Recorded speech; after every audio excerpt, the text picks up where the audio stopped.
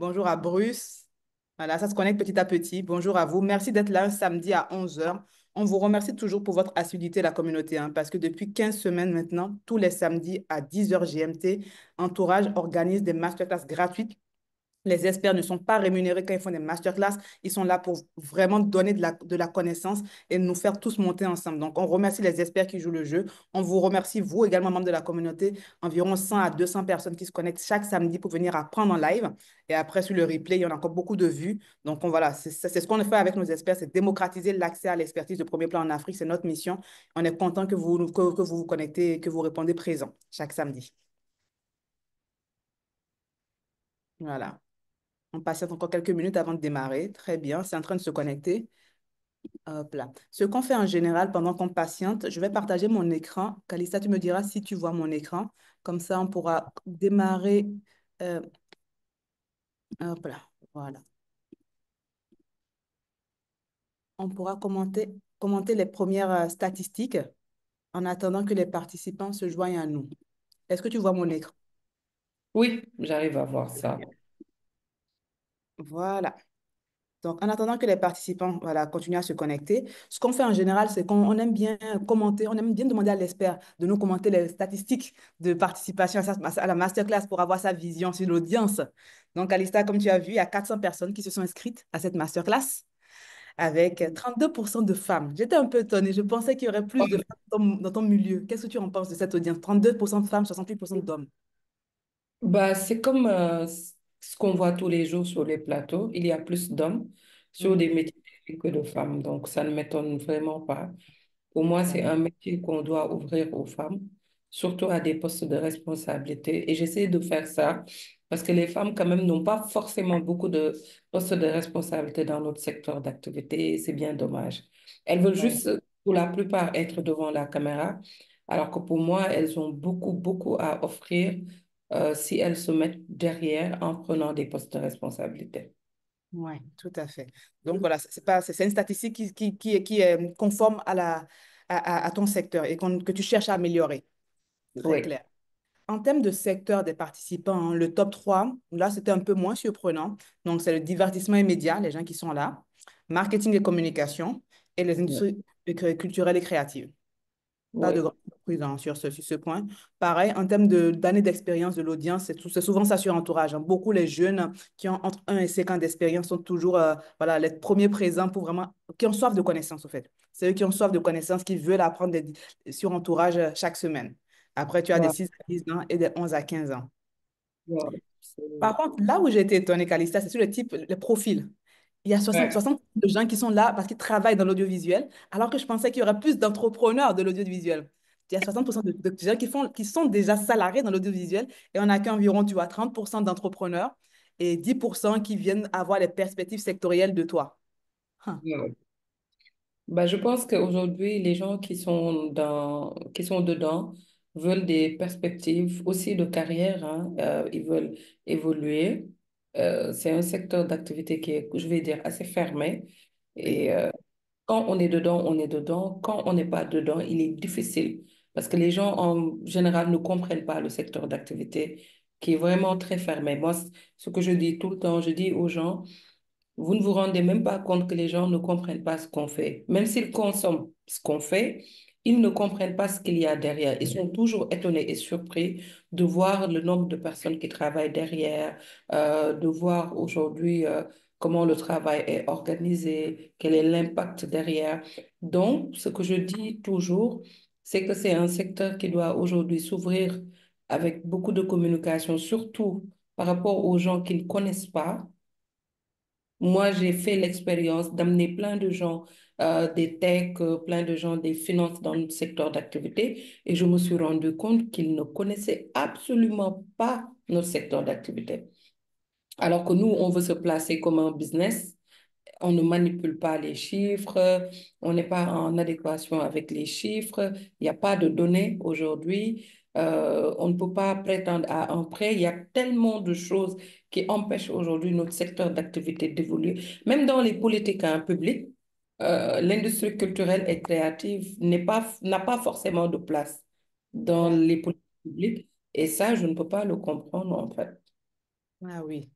Ah, ouais, très bien. Donc, c'est pas étonnant que la cible qui soit le plus représentée soit des gens qui travaillent dans le domaine, en fait. Ils veulent Oui. savoir, ils veulent avoir une vision de comment tu structures, toi, à ton niveau, ce secteur.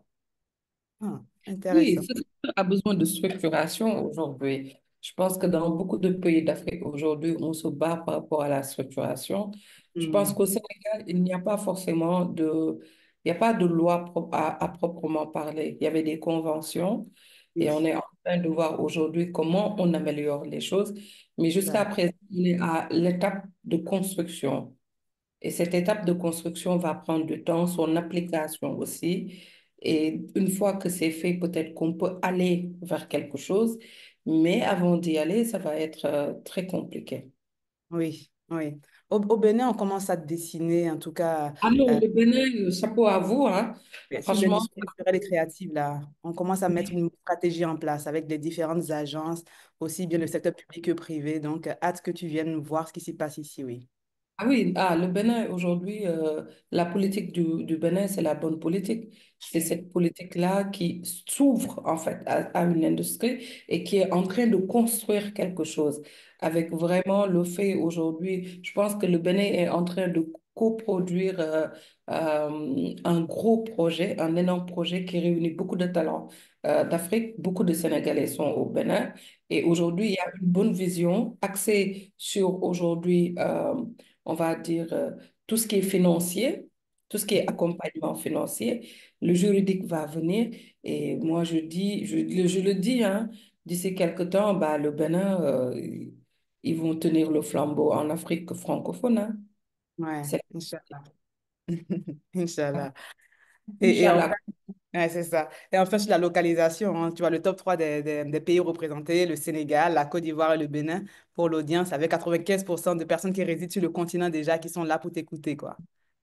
Ouais. Après, aujourd'hui, c'est pas aussi surprenant pour moi. Je suis sénégalaise. Je Mm. sais que je suis très suivie euh, dans mon pays. Mm. Et que beaucoup de jeunes s'identifient à moi, beaucoup de personnes s'identifient à moi, parce que en termes de storytelling aujourd'hui, je suis sortie de nulle part, je ne suis pas sortie d'une école classique et aujourd'hui j'arrive à avoir une maison de production. La Côte d'Ivoire, ça peut aussi se comprendre. Quand j'ai fait Maîtresse d'un homme marié, la Côte d'Ivoire a adopté ce projet-là et je sais que même si moi, ma personne, je ne suis pas forcément bien connue en Côte d'Ivoire, je sais que l'un de mes produits phares a été un produit très, très bien positionné en Côte d'Ivoire. Le Bénin, la belle surprise. Je- J'avais noté sur mon vision board cette année que j'irai au Bénin, Inch'Allah. Et quand je Inch'Allah. vois, je me dis, est-ce que ce pays ne veut pas m'adopter quelque part? Ah, on veut. On veut. Donc, les Béninois qui est dans l'audience, envoyez beaucoup de likes et de cœurs pour montrer à Calista qu'on veut l'adopter, hein. On veut l'adopter. Tout à fait. Super. Non, non, je pense que du coup, merci cette statistique, Calista. Et enfin, tu vois, on a collecté 80 questions en amont des Wow. participants. Ouais, 80 questions. On essaie de tout résumer en une dizaine de questions qu'on te posera tout à l'heure dans la séquence questions-réponses pour te ressortir vraiment les tendances des besoins des participants. Donc, déjà, merci pour ce petit exercice de statistiques. Avant de démarrer la masterclass, on va juste maintenant faire un petit brise-glace pour t'introduire auprès de la communauté entourage. J'ai trois petites questions à te poser. J'arrête mon partage d'écran parce que je veux qu'on te voit en plein écran. C'est la minute Calista rencontre entourage, entourage découvre Calista. Donc, on a trois questions pour toi si tu es prête. Ouais. Quelles sont les principales leçons que tu as apprises durant ton parcours entrepreneurial? Ouf. La résilience, hein. On apprend beaucoup de leçons quand on est entrepreneur. Et les leçons qu'on apprend, on les apprend d'une manière très difficile. Là, je suis en train de d'écrire ma biographie d'entrepreneur Mm. personnel.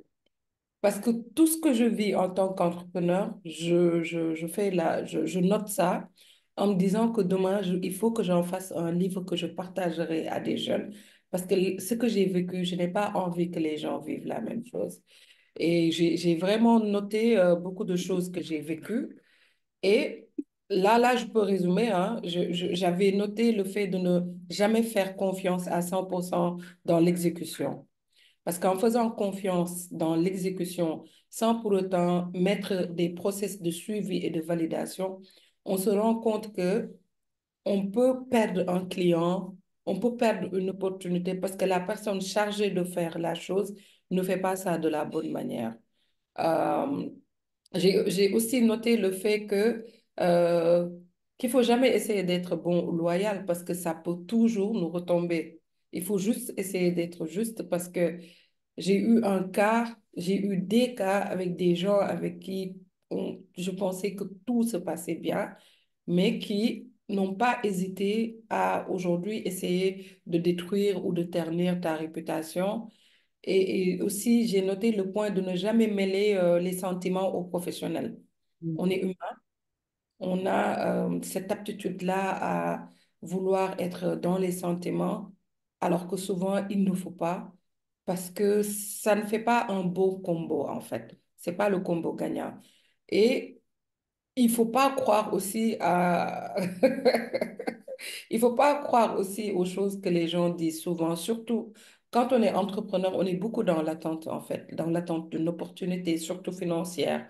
Et souvent, les gens peuvent nous faire comprendre que l'opportunité est là, que ça arrive, et on se rend compte que l'opportunité ne vient jamais, alors qu'on avait basé toute une stratégie autour de cette opportunité-là, et qu'on se retrouve, on chute de 20 000 étages et on se rend compte que ça nous brise quelque part, hein. Et, et, et c'est difficile pour un entrepreneur d'enchaîner en fait des choses compliquées parce qu'on ne peut même pas avoir le droit aujourd'hui de ne pas faire face. Et franchement, j'ai noté des choses comme ça et je me suis dit, il faut vraiment en tant qu'entrepreneur se préparer et pour ça, ça m'a manqué aujourd'hui. Ça me manque beaucoup en Afrique. Aux États-Unis aujourd'hui, je peux lire, hein, je peux lire la biographie de Steve Jobs. Je peux lire beaucoup de personnalités qui ont réussi à faire des entités.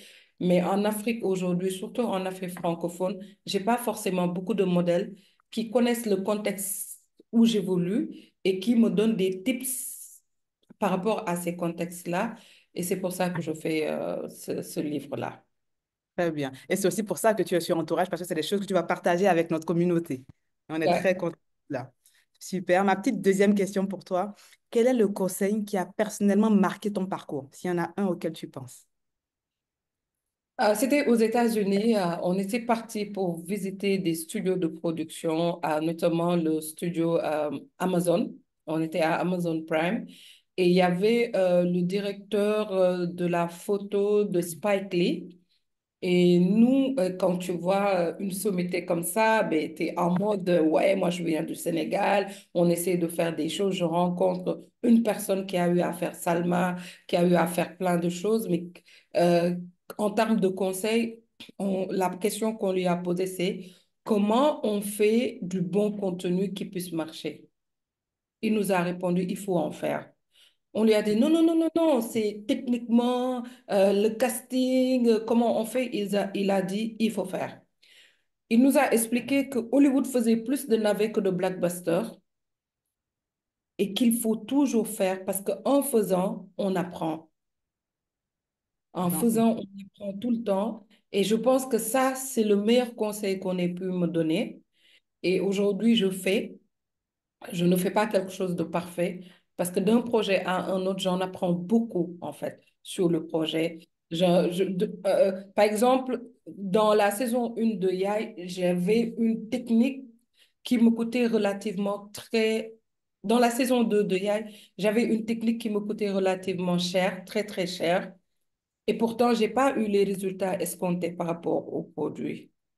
Et aujourd'hui, ça m'a permis de me dire, si je mise 60% de mon budget sur une équipe technique et que je n'arrive pas à ressortir ces 60%, il faut que je trouve l'équilibre de faire en sorte que cette technique me coûte beaucoup moins que 60% de mon budget pour que demain, si je fais face à des résultats qui ne sont pas les résultats escomptés, que je n'ai Ouais, pas de dette en fait. Que ce ne soit pas quelque chose de négatif sur le c'est ça. plan, on va dire, financier. Donc, Mm. j'ai réajusté l'équipe technique pour avoir une équipe technique qui me coûte en moyenne, on va dire, 40%.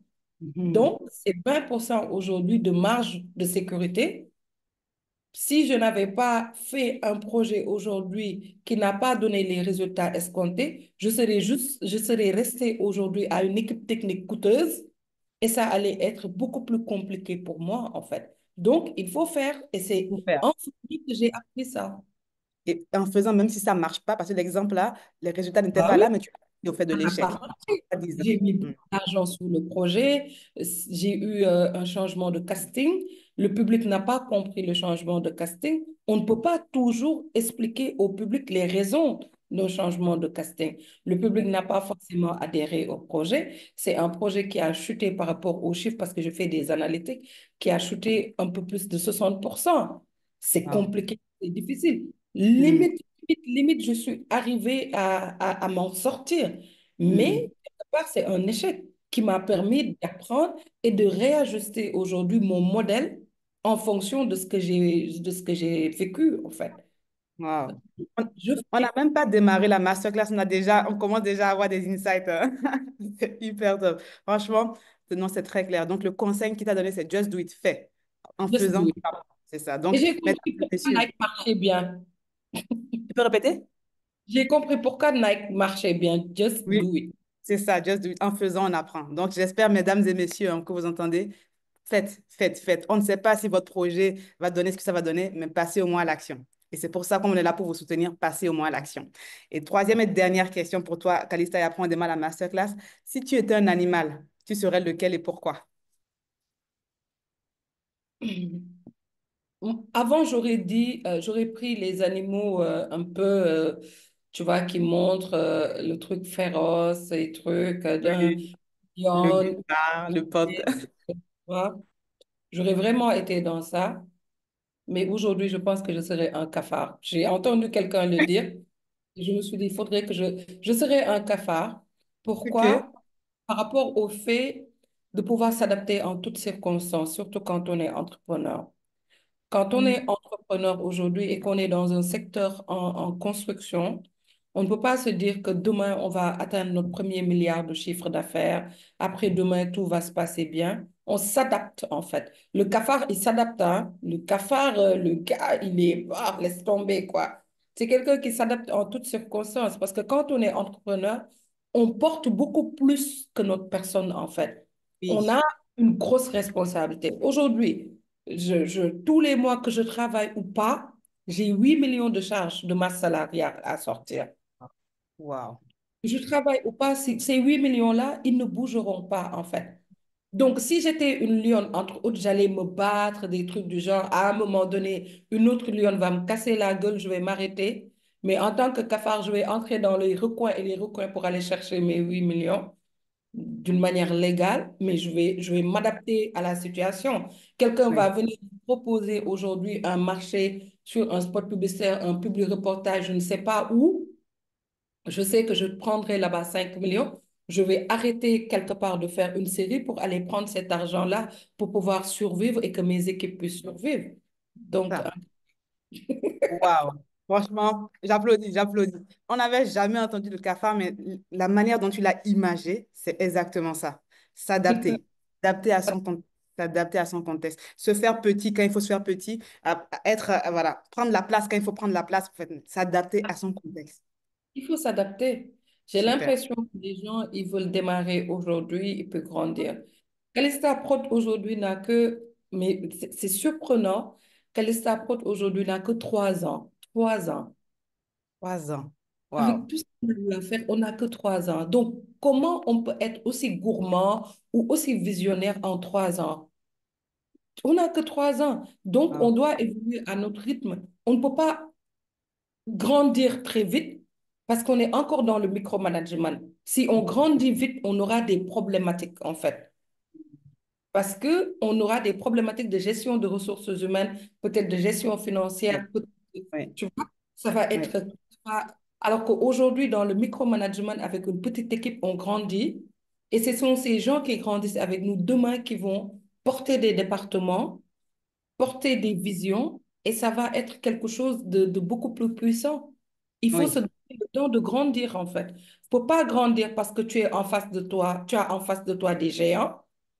Tu grandis parce que tu as une vision qui est beaucoup plus énorme que le marché qui est là actuellement ou que les personnes, tes concurrents, on va dire, qui sont là. Moi, je prends le temps de grandir. Prendre le temps de grandir. Je retiens de ces trois moments phares. Il faut s'adapter. Non, il faut juste faire. Il faut Yes. s'adapter et il faut prendre le temps de grandir. C'est les trois leçons là qu'on a Yes. apprises juste en quelques minutes avec toi.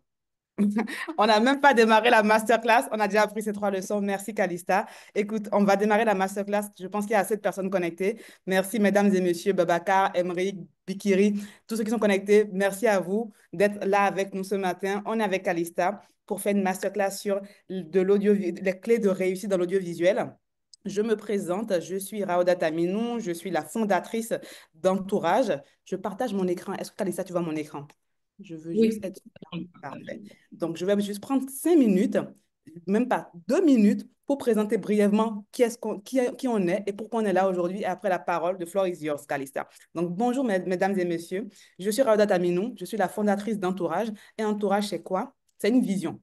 C'est une vision qu'on a avec nos experts de démocratiser l'accès aux experts de premier plan en Afrique. C'est des visages que vous voyez, que vous connaissez, des visages, des personnes qui sont reconnues comme les meilleurs de leur domaine en Afrique et qui sont là aujourd'hui pour vous aider à grandir. C'est une vision qui consiste à accélérer la trajectoire de ceux qui veulent faire l'Afrique d'aujourd'hui et de demain. Et comment cette vision la matérialise? Grâce à des experts qui sont des devanciers, comme Calista, qui ont rencontré les mêmes problèmes, les mêmes obstacles que vous, qui les ont surmontés avec succès ou avec échec et qui sont prêts à vous partager les éléments de réponse pour aller plus vite.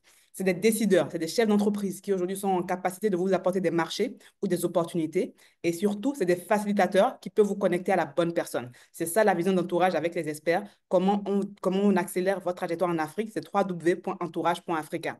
Concrètement, qu'est-ce qu'on fait? C'est une plateforme qu'on a mis en place qui vous permet de réserver des appels vidéo payants de 30 à 60 minutes avec ces experts de premier plan qui évoluent en Afrique, qui maîtrisent notre continent, notre cher continent, avec ses complexités et qui vont vous donner des conseils personnalisés pour développer soit votre carrière ou votre business ou votre expertise.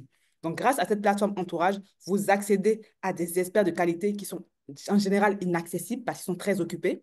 Vous obtenez vos conseils personnalisés et concrets sur votre réalité à vous et vous atteignez vos objectifs rapidement et facilement. Nos clients nous le disent après entourage, après une session avec les experts d'entourage, ils sont plus confiants, plus sereins et ils sont plus capables de réaliser leurs ambitions en Afrique. Concrètement, on est en train de mettre en place un réseau exclusif et un savoir-faire au service du continent. C'est aujourd'hui plus de 65 experts de premier plan qui ont plus de 20 ans d'expérience sur le continent. À eux tous, ils représentent 16 nationalités en Afrique. Ils couvrent 23 secteurs à eux tous et ils sont dans 36 pays. Donc, il y a forcément la réponse à votre problématique sur Entourage. Allez-y, www.entourage.africa et la moitié de nos experts reversent leurs gains à des associations en Afrique. Donc, il n'y a plus d'excuses, passez à l'action. Voilà pour moi. Aujourd'hui, on est tous ensemble parce que tous les samedis sur Entourage, on vient apprendre grâce à nos experts. Et ce samedi, c'est Calista, notre experte, qui va nous animer cette masterclass sur la thématique du scénario à l'écran, les clés pour réussir dans l'audiovisuel. La parole est à toi, Calista. Bonjour, bonjour tout le monde. C'est un plaisir. Je sais que c'est difficile les samedis, c'est des moments où les gens veulent se relaxer. Mais quand on veut quelque part aller loin, il faut mettre un peu de son temps, en fait. Comme je dis, il y a le temps de la vision, il y a le temps aujourd'hui de comment se préparer pour ce qu'on veut et il y a le temps de soi, en fait. Quand on démarre une activité aujourd'hui dans l'entrepreneuriat ou dans certains secteurs d'activité, disons que la plupart de notre temps est dédié à ce secteur d'activité. Il faut avoir un peu de temps pour soi, mais il faut du temps pour ce secteur d'activité. Alors aujourd'hui, c'est du scénario à l'écran, les clés pour réussir dans l'audiovisuel en Afrique. Comment on transforme une idée en un récit puissant qui marque les esprits et comment on utilise l'écriture pour de la thérapie et pour pouvoir briser les tabous. Alors aujourd'hui, je pense qu'il faut qu'on fasse un sommaire d'abord pour parler aujourd'hui d'écriture. Parce que quand on parle d'écriture, il y a beaucoup de choses qui arrivent et qui sont mises en jeu. on parle aussi de quel type d'écriture, parce qu'il y a plusieurs formes d'écriture. Moi, l'écriture que je maîtrise le mieux et l'écriture qui a fait quelque part mon succès, c'est l'écriture des séries. On va voir que l'écriture d'une série n'a rien à voir avec l'écriture d'un long métrage ou d'un court métrage, même s'il y a des codes aujourd'hui qu'on peut retrouver sur les divers palettes d'écriture, mais ce ne sont pas les mêmes. Euh, Aujourd'hui, il y a ce qu'on appelle une introduction à l'écriture, comment on trouve la bonne idée, comment on développe le concept et comment on maîtrise son histoire. Il s'agit de la Bible et comment on crée des personnages mémorables. Pour moi aussi, le point essentiel, c'est d'apprendre à pitcher son projet. Je me rends compte que beaucoup de personnes qui écrivent ont du mal à vendre leur projet ou à faire en sorte que leur projet intéresse parce qu'ils ne savent pas pitcher leur projet. Parce que pitcher un projet aussi, ça part du personnel. Comme les gens ont des problématiques de confiance en soi, des problématiques d'identité, ils ont du mal aujourd'hui à se mettre face à des personnes et à pitcher, c'est-à-dire vendre leur projet.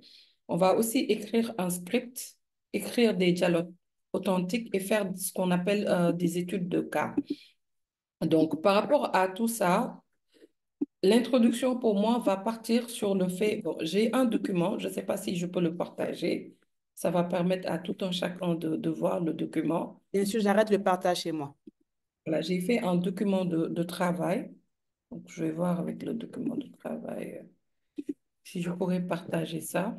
Oui, Il ne faut pas regarder mon... voilà, pas regarder, j'ai l'écran de... Comment on appelle ça? Il faut m'aider à voir comment... je suis nulle sur les... pas de souci. Tu as le petit bouton partagé là en plein milieu. Le bouton gros en vert là en bas, partagé. les- Voilà. regardez. Voilà, c'est en train de Voilà, charger. C'est en train de charger là. super. Je vais voir. Et j'ai préparé un cours. Voilà, on voit ton écran là. Mais moi, j'arrive pas à voir mon écran là. Oui. Par contre, nous, on voit ta souris qui bouge, hein. On dirait que tu es sur un outil. Ah, est-ce que je suis pas... Je suis sur le Zoom là. Hmm. Bien. C'est un document PowerPoint, Calista?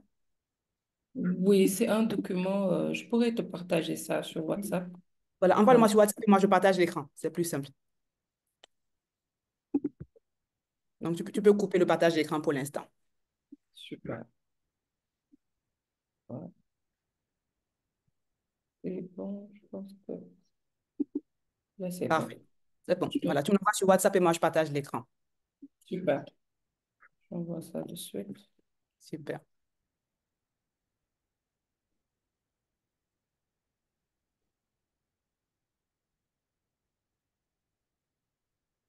Ah, merci pour le petit cœur. Oui, c'est les aléas du direct. Il y a quelqu'un qui a envoyé un cœur de soutien. C'est bon. C'est partagé. C'est bon. Je m'en occupe. Tu peux Je continuer à me parler. disais, il fallait que je prépare un document. Bien sûr. Voilà. Donc, pour moi, aujourd'hui, avant de démarrer l'écriture, comprendre aujourd'hui, c'est quoi le fait aujourd'hui d'écrire? Qui écrit et comment on définit la personne qui écrit? Si tu peux démarrer le partage, Rodat. Oui, dans une seconde. C'est bon. C'est en Super. train de télécharger. Je me disais qu'il fallait un support de cours. Tout à fait. Donc là, c'est une vraie masterclass que tu nous fais. Voilà, l'écran est là. Est-ce que vous voyez mon écran, mesdames et messieurs? Maman Kalissa, tu vois mon écran. Voilà. On peut descendre jusqu'au slide 3. Voilà. Slide 3. Très bien. Voilà. Donc, ce document a été fait par un de mes, le coordonnateur de la Writers Room de Calista Prod, parce qu'on s'est dit, il faut vraiment préparer un document pour pouvoir intéresser les gens sur le sujet sur lequel on travaille. Alors, aujourd'hui, l'introduction à l'écriture nous permet de savoir c'est quoi être un scénariste, en fait. Un scénariste, c'est un professionnel de l'écriture. Son rôle est de concevoir des scénarios et ces scénarios sont destinés à être adaptés soit au cinéma, à la télévision ou au théâtre. Parce qu'aujourd'hui, quand on parle du cinéma, il y a un autre secteur qui vient se greffer au cinéma, qui est le secteur de l'audiovisuel. L'audiovisuel, c'est la télé, c'est le petit écran, comme on dit, et les séries font partie de l'audiovisuel. Alors que le grand écran aujourd'hui, c'est le long métrage qui va sur le grand écran, on va dire.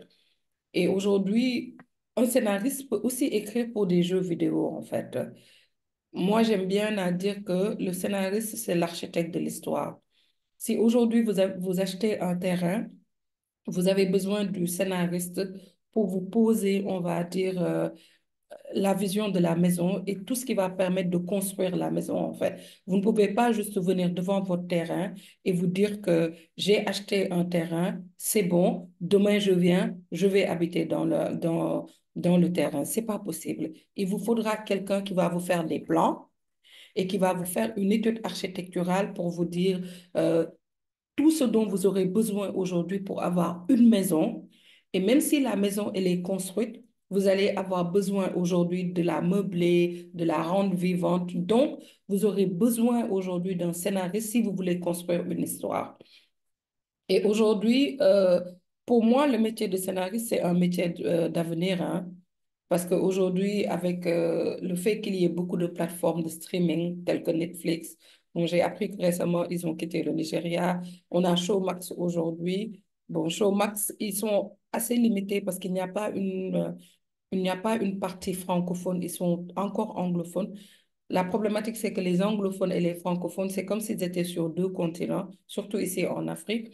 Et Showmax, ils sont en train de faire beaucoup de séries euh, que moi j'ai vues et qui sont, je trouve, très bien. Donc aujourd'hui, on peut dire que c'est un métier d'avenir et il y a une forte demande par rapport à ce métier de scénariste. Donc si vous voulez écrire des histoires, ne vous dites pas que vous embarquez dans quelque chose où financièrement vous n'aurez pas d'argent. Dites-vous que vous avez choisi un métier d'avenir qui va vous servir dans le temps. Ça, c'était pour l'introduction à l'écriture. L'autre slide aujourd'hui, on va parler aujourd'hui, on va faire la parallèle entre ce que je disais tout à l'heure, le film et la série. Parce que moi, je suis une spécialiste dans l'écriture de la série. Je suis en train de me former pour pouvoir écrire un long métrage. Les gens me disent, mais Calista, tu n'as pas besoin de te former, tu connais les séries. Je leur dis, non, c'est pas le même genre. Il faut pas, quand on est qualifié de bon dans un domaine, se reposer sur cet acquis-là et ne pas vouloir, quand on va aller dans un domaine qu'on ne maîtrise pas forcément, ne pas vouloir se former. Moi, j'adore me former. Je passe toute ma vie à me former un peu partout. Aujourd'hui, quand on pose la caractérisation, on va voir en termes de durée. Dans un film, on a une durée entre 90 et 180 minutes, alors que dans la série, on peut avoir plusieurs épisodes, plusieurs saisons. On peut avoir 5 saisons, 6 saisons, 2 saisons, 3 saisons d'une série. Ça dépend de quelle histoire on a et de comment on peut faire évoluer l'histoire et les personnages. Dans la structure, en général, pour les longs métrages, la structure, elle est autonome. C'est-à-dire, tu arrives, tu regardes, c'est la fin, ou on peut en faire des déclinaisons comme Avatar aujourd'hui. Alors que dans la série, l'intrigue, elle est étendue ou épisodique, en fait. C'est-à-dire, pour que tu retiennes le téléspectateur, tu as besoin d'une intrigue qui est étendue ou d'une intrigue qui est épisodique. Et pour les personnages aujourd'hui, les arcs, on va dire les arcs pour les personnages dans le film, ils sont limités, alors que dans la série, le développement, il est prolongé parce qu'on parle de série, on parle de plusieurs épisodes, on parle de plusieurs saisons. Si le développement n'est pas prolongé, à un moment donné, le téléspectateur va être fatigué de suivre un personnage qui lui semble euh, pas fort caractérisé, qu'il semble maîtriser, qu'il semble connaître, et le téléspectateur peut se lasser très vite. Et aujourd'hui, par rapport au public aujourd'hui, si vous vous levez et que vous allez au cinéma, ben, vous allez regarder une seule fois. Donc, c'est une session qui est unique. Alors que si vous vous mettez devant une série, il y a beaucoup qui disent, ah, je ne peux pas commencer, ça va me prendre tout mon temps, je vais être accro, je regarde, j'enchaîne les épisodes, j'ai passé toute une nuit à regarder parce que l'écriture fait en sorte que l'engagement, il est un engagement sur de long terme. Si vous regardez sur Netflix aujourd'hui, on a moins de 5 secondes pour passer de l'épisode à l'autre. Et aussi, on a l'option aujourd'hui de faire passer, on va dire, le générique. Tout ça est fait pour que le téléspectateur, dès qu'il est positionné, qu'il ne sente pas le temps passer, en fait, et qu'il reste accro. Et au niveau de la narration aujourd'hui, dans la narration pour le film, c'est compact et c'est concis. On sait le pourquoi on est là et à la fin, on connaît le dénouement. Alors que dans la série, on développe ça sur plusieurs niveaux, d'où le fait quelque part de créer du manque par rapport au public, de la frustration par rapport au public, parce que le but pour le public, c'est de rester. Le but, c'est pas de satisfaire le public, en fait. Je dis toujours, quand on arrive avec une première saison, le but, ce n'est pas de satisfaire le public, le but, c'est de créer de la demande. La demande va arriver quand le public va dire, on attend la saison 2 dans une série. L'autre slide aujourd'hui, on va parler du genre. Il y a plusieurs genres dans une série. Donc, le genre, il fait référence à beaucoup de choses, hein. L'atmosphère, est-ce qu'on rit, le ton, est-ce qu'il est triste, les thèmes, parce qu'il y a toujours des thèmes, des thématiques dans une série. Je pense que chacun d'entre vous a une série préférée, quelque chose qu'il regarde dans le contenu. Si je peux avoir des exemples, peut-être que quand on sera au niveau des exemples, on pourra cartographier et catégoriser les séries que vous regardez. Donc, si vous avez des exemples de séries que vous aimez, vous pouvez les mettre. Mais j'ai pris un exemple qui est beaucoup plus international et un exemple aujourd'hui qui est spécifique au Sénégal. Donc, il y a le genre dramatique. C'est axé vraiment sur les émotions, les conflits humains et des récits profonds. Je pense que beaucoup d'entre vous, comme moi, ont aimé Breaking Bad. J'ai beaucoup aimé cette histoire-là. Et puis, il y a la série que j'ai eu à faire, AI 2.0. Il y a la série BTBT que Evan Prod a eu à faire, qui sont, on peut dire Babel aussi, quelque part de Marodi, qui sont des séries aujourd'hui dramatiques. C'est-à-dire, c'est des séries aujourd'hui qui sont très forts émotionnellement, où on se rend compte que le sujet qui est posé, c'est un sujet qui est très profond, en fait. Aujourd'hui, dans Breaking Bad, on a ce professeur qui maîtrise bien la chimie et qui va créer une bonne drogue, qui pense qu'il est malade et qui va décider de synthétiser et de vendre. Et c'est dramatique, cette série-là. Elle est lourde. Même si on a envie que le personnage puisse s'en sortir, on sait tous que ce personnage, ce qu'il fait, c'est pas légal quelque part. Dans BTBT, on parle des castes parce que la problématique des castes, c'est une réalité africaine. Et c'est difficile aujourd'hui, dans l'évolution de la vie, de voir que des gens sont ancrés dans des valeurs et que quelque part, ça mine la société. Dans Yai 2.0, j'ai parlé de l'infertilité. Qu'est-ce qui arrive quand un homme découvre qu'il est infertile dans une société où, en général, ce sont les femmes qui sont infertiles? Le comique, c'est ce qui me détend. C'est vraiment de l'humour et c'est souvent avec des épisodes. S'ils ne sont pas courts, il y a des situations qui sont très légères. Et le comique le plus connu pour moi, c'est Friends. Et voilà, les gens, ça a été mythique, c'est toujours mythique. Les gens se refont des épisodes de Friends à loisir parce que c'est vraiment de la comédie. On a le romantique. Ça exploite les relations amoureuses, les passions, les dilemmes sentimentaux. Et aujourd'hui, on peut parler de la chronique de Bridgerton, on a Outlander. Cœur brisé, c'est une série sénégalaise qui parle de romance. En général, les hommes ont l'habitude de dire, oui, moi, je suis pas trop romance, j'aime pas la romance. Bon, après, si on est payé pour faire de la romance et si le public qu'on vise aime la romance, mettons un peu de romance. On a aussi les autres, c'est-à-dire les web-séries policières, judiciaires, les animations, les séries d'anthologie. On a plein d'exemples, hein. On a Stranger Things, la science-fiction, les fantastiques, les horreurs, tout ce qui est drame. Et on a des séries hybrides. J'adore les concepts de séries hybrides. Les séries hybrides, ce sont des séries qui mélangent des genres. C'est-à-dire, on peut avoir de la dramédie, c'est le mélange de comédie et de drame, en fait. Tu vois, on a un maîtresse d'un homme marié, c'est de la dramédie. Desperate Housewives, c'est de la dramédie. On a vraiment des séries qui peuvent être hybrides qui sont des genres aujourd'hui qui peuvent évoluer bien. Ça va dépendre de comment on fait le mix des deux genres. Et je pense qu'aujourd'hui, la plupart des séries qui existent, ce sont des séries hybrides. Voilà. Le slide suivant, c'est comment trouver la bonne idée. Oh mon Dieu, on a tout le temps quelqu'un qui arrive. Oui, j'ai la meilleure des idées, j'ai la série qui va révolutionner des choses, j'ai la série qui va changer des choses. C'est bien, hein? Il faut avoir des idées. Il faut toujours avoir des idées. Mais il faut savoir classifier les idées. Oui, il faut. J'ai vu un emoji de rire. Les idées ne font pas de bonnes séries. Tout le monde peut avoir l'idée révolutionnaire. Je ne peux pas compter le nombre de personnes qui m'écrivent, oui, j'ai la série qui va cartonner. OK, on ne sait pas quelle série va cartonner. On peut se dire qu'on a une série qui cartonne, mais une bonne série qui cartonne, c'est une série qui est travaillée. Donc, il ne suffit pas d'avoir la bonne idée, il suffit de travailler la bonne idée. Donc, d'où peuvent nous venir les idées? De partout, de partout. Moi, en tant que scénariste, j'ai toujours un carnet. J'ai 1000 carnets. J'ai toujours un carnet où je note les idées que j'ai. Je note toujours les idées. C'est soit l'application euh, sur iPhone. J'ai des applications pour pouvoir faire des notes que ce soit audio, des notes que ce soit écrit, où j'ai le carnet, où je note toujours. Parce que l'idée peut venir soit d'une conversation, soit d'une dispute, soit de quelque chose qu'on lit.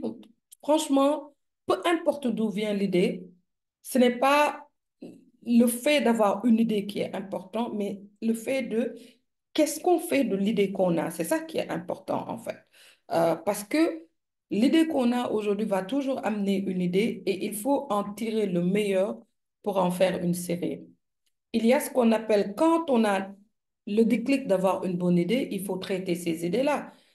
C'est là où on prend le temps de noter tout ce qu'on a comme idée, en fait, c'est-à-dire les dialogues qu'on entend, quelqu'un qui dit quelque chose qui nous marque, les questions qu'on se pose, et on les conserve, en fait.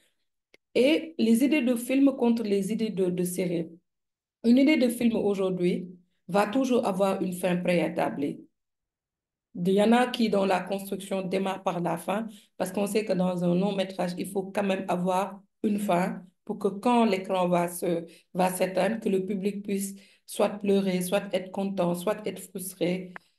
Alors que dans la série, on le traite d'une manière, mais vraiment infinie. Et il faut saisir dans la série le potentiel de l'idée, en fait. Alors que les bonnes idées, elles sont persistantes. Ce n'est pas une idée qui arrive aujourd'hui. Si c'est une bonne idée, elle va toujours être là. Et on la visualise. Elle nous permet de créer le personnage, de la mettre dans des situations, de la faire évoluer, d'avoir des scènes, des dialogues, des idées de comment le personnage évolue. Et ça, c'est vraiment dans les idées. Et on a la latitude de pouvoir pitcher ça. Moi, la plupart des projets que j'ai eu à vendre, je les ai vendus en les pitchant. Il a suffi de deux, trois phrases parce que j'avais l'idée de base et c'est à force d'avoir cette idée, de penser à cette idée, je vais penser à un homme qui ne pouvait pas avoir d'enfant, comment il va se comporter dans la société sénégalaise et qu'est-ce qu'il va faire s'il se rend compte qu'il ne peut pas avoir d'enfant. Et je me suis dit, Yai, c'est l'histoire d'un homme qui n'arrive pas à faire d'enfant, il le sait, il le cache à sa femme qui espère avoir un enfant. Et lui, pour masquer le fait qu'il soit infertile, il va se décider à prendre une deuxième femme. Sauf que sa femme arrive et qu'elle pose devant lui un test de grossesse positif. Bam! Les gens vont se poser des... Ah, sa femme a posé un test de grossesse positif. Comment ça se fait? Elle l'a trompé? Attends, donc il n'est pas infertile? Comment ça se fait? Et c'est là où tu commences à développer le mensonge déjà du personnage principal qui est convaincu qu'il peut cacher son infertilité en épousant une deuxième femme. Et il ne se rend même pas compte de tous les problèmes qui peuvent arriver grâce à ce mensonge. Cette femme qui arrive avec un test de grossesse, comment ça se fait? Est-ce qu'elle a une histoire cachée? Comment? Et tu as des manières de traiter et de positionner non pas que tes personnages, mais d'autres personnages et de faire évoluer en fait l'histoire. Et tu pitches ça. Je me rappelle que quand je rencontrais quelqu'un, je lui pitchais le projet. La personne me racontait une chose, ça me permettait soit d'approfondir mon personnage ou d'approfondir les perspectives par rapport au personnage, en fait. Je suis sûre que quand vous allez rencontrer des gens avec la bonne idée, ils vont être saoulés parce que vous allez leur poser tellement de questions. Ils ne se rendront même pas compte que vous le faites parce que vous essayez de mieux caractériser, en fait, votre personnage. et de mieux faire évoluer votre personnage. Ça, c'est la session et la section Trouver la bonne idée. On va au, voilà. Alors, il y a des clés. Quand vous arrivez chez vous, vous ne pouvez pas entrer sans avoir recours à une clé. Vous ne pouvez pas entrer dans votre voiture sans utiliser une clé, en fait. Dans la série aussi, c'est la même chose. On a des clés, même si ce n'est pas des clés qui sont physiques, on a des clés. C'est-à-dire, les clés aujourd'hui, c'est d'avoir des personnages captivants avec des dilemmes qui sont aussi gros que le fait qu'ils soient captivants. Et pour moi, aujourd'hui, vous avez des exemples de séries qui parlent de ça. Et la série aujourd'hui qui nous a, je pense, pour la plupart, et si c'est le cas, bah, faites des cœurs et je verrai si vous l'avez regardé. La série qui nous a le plus donné ça, et bah, c'est la série. Je vous laisse répondre. Quelle est cette série que vous avez regardée qui a eu des personnages aujourd'hui qui, qui étaient captivants et qui ont eu des dilemmes beaucoup plus gros que le fait qu'ils étaient captivants? C'est une série qui est passée sur Netflix, qui était... Et l'histoire de cette série, elle est surprenante, hein. Cette série n'a pas marché quand on l'a produit, mais quand on l'a mis sur Netflix, la série, elle a marché. C'est quelle série? Et c'est une série où les dilemmes des personnages sont plus gros que les personnages eux-mêmes. Le fait qu'ils soient captivants, qu'on les ait aimés. Et comme je disais, on a aimé des personnages qui n'étaient pas forcément des références. C'était quelle série? Le chat est ouvert, hein, messieurs, dames. Si vous avez des idées, Ah bah n'hésitez pas. oui, j'attends Attends, les réponses pour voir. ça n'a pas marché et quand c'est venu sur Netflix, ça a marché. Oui, et ça a été un raz-de-marée, cette série-là, et partout dans le monde, hein, cette série, elle a beaucoup, beaucoup, beaucoup marché. Oh, non, c'est pas la série coréenne. Même si tu connais la réponse, je vais voir s'ils connaissent la réponse. C'est pas la série coréenne. Comment ça s'appelle là? Où tout le monde meurt Ah, là. c'est une série quand même qui a beaucoup marché, hein, qui a beaucoup marché sur Netflix, qui a pris le monde. C'est un truc de fou, hein. Ça a beaucoup marché. Les personnages, ils étaient, allez, les gars, vous connaissez. Faites pas comme si. C'est pas comme Essayez d'écrire, hein. Essayez d'écrire. Casa de Papel. Quelqu'un a mis Ah. Squid Game. Moi, j'ai dit Squid Game, merci. Casa de Papel. Moi, je pensais à Squid Game. C'est vrai que Casa de Papel aussi était vraiment très bien. Casa de Papel. Bah, Je sais. les deux, c'est vraiment ceux qui ont répondu Squid Game et Casa de Papel, ils ont tout à fait raison. C'est les deux. Yes. J'ai parlé de plusieurs personnages parce que dans Casa de Papel, c'était plusieurs personnages. Squid Game aussi, c'était la même chose. Ces deux séries ont marché parce que les personnages étaient captivants et ils avaient en face des dilemmes beaucoup plus gros que le fait qu'ils soient captivants, en fait. Donc, Mhm. il faut pouvoir, la clé, c'est d'avoir un personnage, un ou plusieurs personnages qui nous parlent. On a aimé dans Casa de Papel ces voyous et ces bandits parce que c'est des voyous et des bandits. Ça. Voilà. Et on a mis en face des intrigues, mais qui les ont portés quelque part et qui étaient plus captivants que le fait. On les a aimés parce qu'on a voulu qu'ils gagnent. Mais oh, les gars, c'était des Oh braqueurs, en fait. là. C'était des braqueurs. Oh, c'est-à-dire, c'est quelqu'un qui vient chez toi et qui te vole et vous les avez aimés et vous avez Oui. voulu qu'ils réussissent à vous voler chez vous. Si on le Oui. remet dans le contexte, quoi. Vous, Oui. vous avez aimé des braqueurs. C'est-à-dire, Oui. vous travaillez, vous avez votre argent que vous gardez quelque part, le gars, il arrive, il vous vole et vous dites, ah, bravo, merci de m'avoir volé, je t'aime très bien. Mais arrêtons quand même. Arrêtons quand même. On Vous voyez regarde exactement ça. comment on peut arriver quelque part à faire en sorte on nous pousse à aimer des gens qui, quelque part, ne sont pas des modèles. Mais Wow. on a réussi à expliquer ces personnages-là pour les rendre attachants. Et aussi, une histoire fascinante et originale. L'histoire de ce braquage-là, il était fascinant et original. L'histoire de cet homme qui avait des problèmes financiers et qui a voulu, au fait, faire des jeux pour pouvoir s'en sortir, ça nous renvoie à nous tous. aux problématiques d'argent qu'on a et on a Oui. envie que cette personne aujourd'hui puisse s'en sortir quelque part parce qu'on se met dans la peau de ce personnage. Ce personnage comprend parfaitement les dilemmes qu'on a quand on manque d'argent. Il comprend parfaitement que la vie est injuste parce que nous, on est pauvres alors qu'il y en a qui en ont. Et c'est comme ça que ces thématiques sont préparées. C'est-à-dire, Ouais. aujourd'hui, il faut aussi un traitement audacieux et différent. Les histoires qui marchent sont des histoires qui sont traitées d'une manière très différente, en fait. Casa del Papel, c'est venu avec un traitement qui n'existait pas à son époque. Donc, Hmm. l'audace aussi, quelque part, fait gagner, en fait. Maîtresse d'un homme marié, quand c'est arrivé, les gens me disaient, mais qui aujourd'hui ose raconter l'histoire d'une maîtresse? Oh, on n'a pas raconté l'histoire de la femme mariée, on a raconté l'histoire de la maîtresse. Qui ose raconter la maîtresse? La maîtresse, c'est pas la personne qu'on aime. C'est contre-valeur, en fait, une maîtresse. Alors que les gens ont aimé cette maîtresse parce qu'ils ont compris, en fait, cette maîtresse. Et tous les hommes ont voulu avoir une maîtresse parce qu'ils pensaient que c'était glamour. C'est pas glamour, quand même. Et il faut aussi connaître son public parce que chaque produit est destiné à un public. À quel public s'adresse la série? Il- Moi, quand j'ai fait Yai, je savais que c'est une série qui n'est pas grand public. J'ai été choquée de voir en saison 1 que cette série a été grand public, alors que la thématique, en général, c'est pas une thématique qui passe grand public. C'est des thématiques, on va dire, sociétales. C'est des plaidoyers. Yai, c'était un plaidoyer. Et je ne pensais pas que ce plaidoyer allait connaître un public grand. Quel type de série fait vibrer aujourd'hui ton public cible? Tu veux faire du drame, fais du drame, mais sache que le drame peut ne pas être grand public.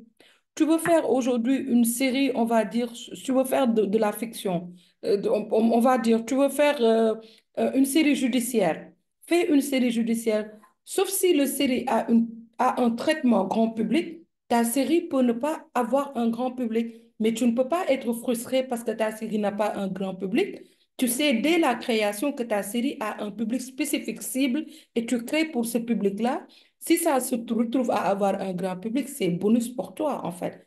Dans quel contexte sociopolitique s'inscrit dans la série? Il y a toujours un contexte qui fait que la série puisse aujourd'hui être, on va dire, contextualisée, en fait. C'est-à-dire aujourd'hui, quand on raconte, on prend aussi en compte le contexte parce que ça permet à la narration d'être crédible, en fait. C'est là où il faut se renseigner sur certains projets. Qu'est-ce qui s'est passé à l'époque? Tu recenses ce qui existait en termes de presse écrite, qu'est-ce qui existait. C'est ça qui va te permettre aujourd'hui de savoir comment placer ta série et comment la rendre crédible. Et aujourd'hui, savoir quels sont les potentiels diffuseurs et par quel format ils sont intéressés. C'est vrai qu'avec YouTube aujourd'hui, on peut se dire que n'importe quel contenu passe, mais auprès des plateformes et des diffuseurs, n'importe quel format et n'importe quel contenu ne passe pas. Si tu fais une série adulte online, tu es sûr aujourd'hui que même sur Netflix, il y aura des restrictions. Et dans un pays comme le Sénégal, si tu mets moins de 18 ans, tu vas avoir beaucoup plus aujourd'hui de polémiques peut-être que de personnes qui vont venir s'intéresser à ton produit. C'est-à-dire aujourd'hui, si tu veux diffuser sur A a des normes. Il faut savoir quelles sont les normes de A+. A+, pour ne pas être intéressé par du 12 épisodes, par du 24 épisodes, ils sont dans du volume. Ils vont plus être intéressés par du 50 épisodes. Si tu veux être diffusé par Wido, ils ont des normes aujourd'hui. Wido, c'est une plateforme sénégalaise. Si tu veux être diffusé par Netflix aujourd'hui, ils ont des normes et des formats de diffusion. Si tu veux être diffusé par Canal, aujourd'hui, ils ont des formats. Donc, il faut savoir à qui va ton produit et quel est le besoin aujourd'hui de ton diffuseur par rapport à ton produit. Et après, il faut trouver l'équilibre entre ce qu'on aime. Si moi, je regarde de la drama coréenne et que mon public est un public qui aime le théâtre, je ne peux pas venir leur imposer de la drama coréenne. Sauf si on est têtu comme moi, où je me dis il faut éduquer le public, il faut sensibiliser le public. Mais je reste toujours avec des codes que le public connaît. Je ne force pas les choses, je n'impose pas les choses au public.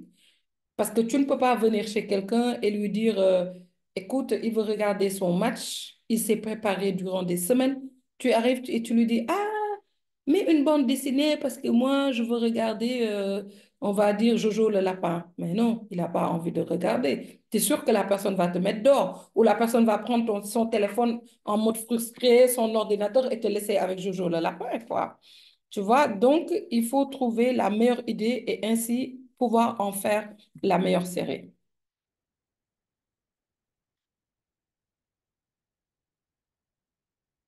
Oui, j'ai vu dans le chat Mohamed qui parle qu'il faut changer les mentalités. Oui, on peut changer les mentalités, mais c'est pas un rapport de force, le changement de mentalité.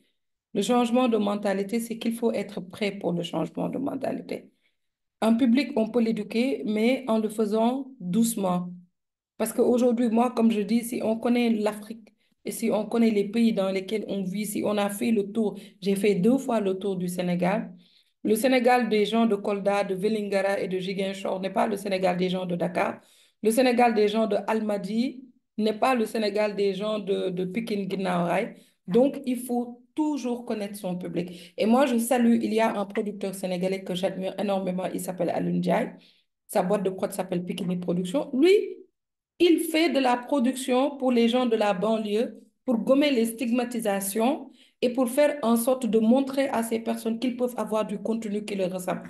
Hey, le gars, il se fait des millions de vues parce que les gens s'identifient. Parce qu'une personne comme moi qui ne fait pas de série pour ces gens en se disant, ouais, je ne peux, oui, mais moi, je n'aime pas forcément ce qu'ils font, je ne peux pas faire une série qui parle de ci, de ça. Lui, il fait une série pour ces personnes.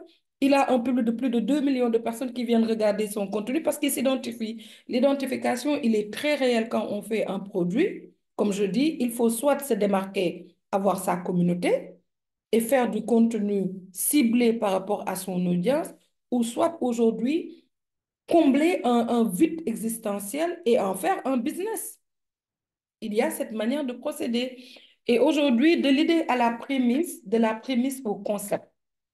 La prémisse, c'est vraiment quand tu peux formuler l'histoire en une seule phrase, hein. Ça, c'est le lien qui est le plus simple entre le personnage et l'intrigue et qui est en général constitué d'un événement qui déclenche l'action, c'est-à-dire d'une indication sur le personnage principal et d'une indication sur le déroulement de l'histoire. L'idée aujourd'hui, c'est, et si j'écrivais une série sur les femmes victimes d'infidélité? Et la prémisse, c'est, et si je racontais l'histoire d'une femme forte et indépendante qui sort avec un homme marié et qui l'assume, sachant que cet homme est le beau-frère de sa meilleure amie. Là, on sait que c'est catastrophique. Quand tu racontes l'histoire d'un homme qui est marié, mais tu sais que tu veux sortir avec cet homme marié, mais qui en plus, en fait, est le beau-frère de ta meilleure amie. Donc, ça veut dire que la femme du gars, c'est la sœur de ta meilleure amie. C'est là où tu aimes les problèmes, en fait. Et c'est là où les gens savent qu'il y aura un problème. Le concept, c'est une idée clé de la Bible. C'est ça qui détermine toute la série. Elle organise aussi l'histoire en tant que tout. C'est vraiment la logique d'un récit et ça fait partie du projet, en fait. Donc, avant toute chose, il faut définir la cohérence dès le concept de la série.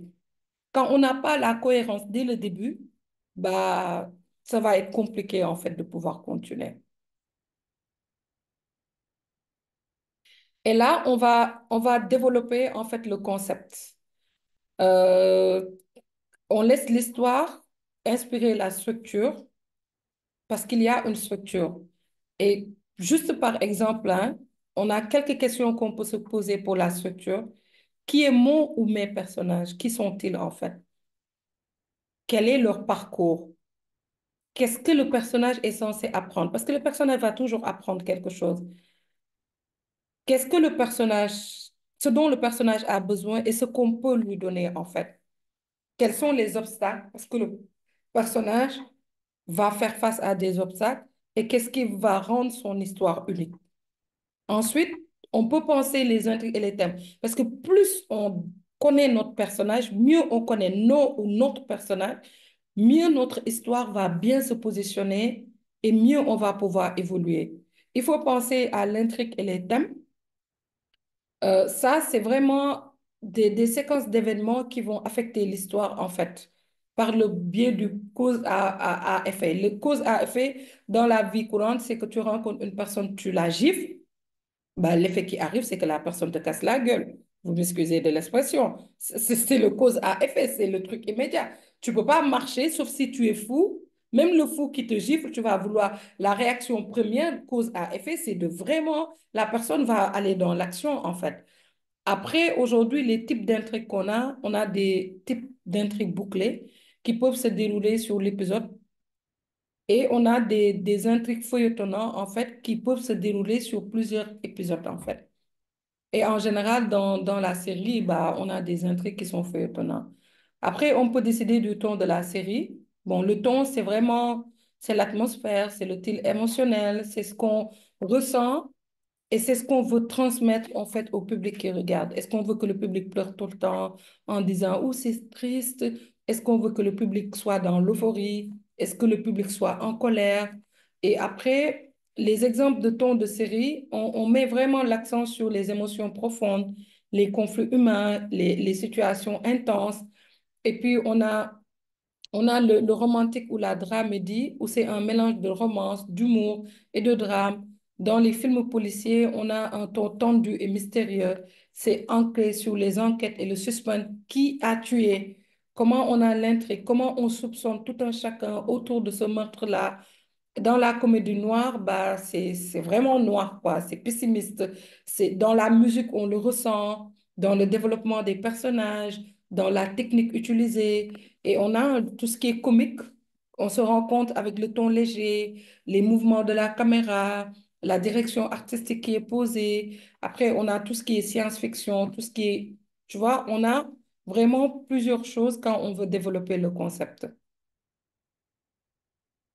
Et là, on a le concept de maîtresse d'un homme marié, où on sait qui est le personnage, quel est son parcours, qu'est-elle censée apprendre, de quoi elle a besoin, qu'est-ce qu'on lui donne et quels seront ses obstacles. En résumé, hein, un petit cours comme ça, en résumé, pour permettre de mieux positionner et poser les choses. Voilà. Ça respecte les 25 minutes, no doubt. Non, mais c'est super. Je pense qu'on a fait plus que 25 minutes, mais c'est pas grave parce que tu as déjà abordé plein de questions de l'audience. Donc, je sais pas si, comme moi, vous avez. C'était juste waouh, au fait. C'était une réelle masterclass. Je ne sais pas si tu voyais les emojis, les cœurs que les gens voyaient au fur et à mesure. C'était déjà pour te montrer la tendance, quoi.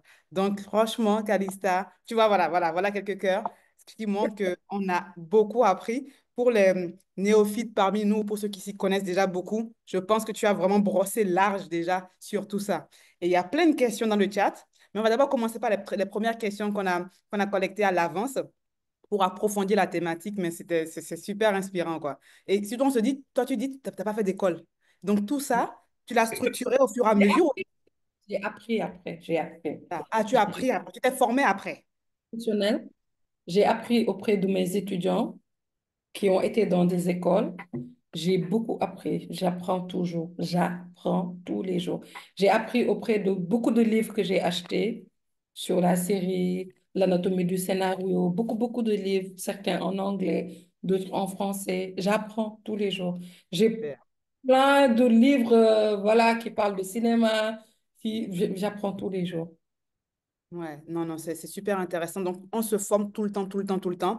Et c'est pas parce que voilà, on a du succès qu'il faut se reposer sur sa laurier. Il faut toujours être à l'écoute et apprendre.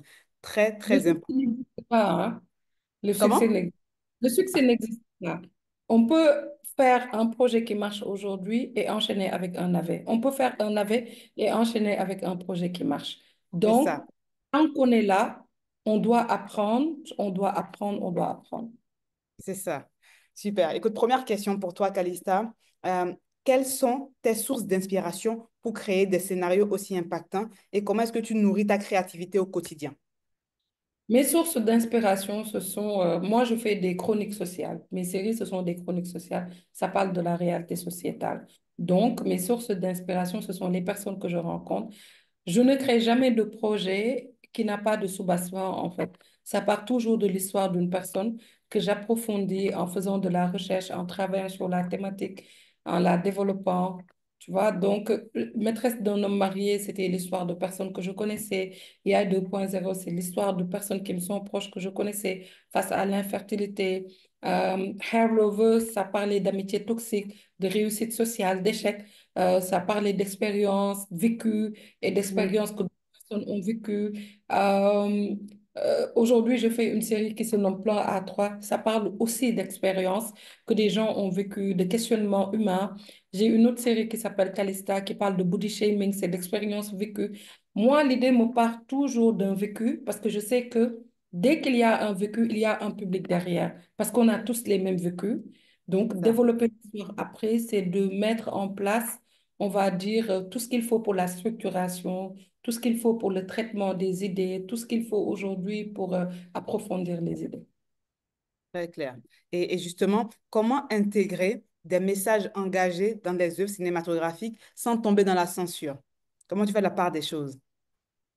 Je sais que le public sénégalais, je suis dans le Sénégal, c'est un contexte assez spécial où, quoi qu'on puisse dire, c'est un pays laïque, mais la religion prend une place très importante, surtout musulmane.